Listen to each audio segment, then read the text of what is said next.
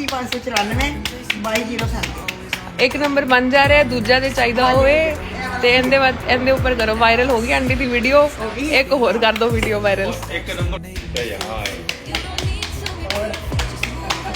सारे आंटी को वायरल कर रहे हैं अब।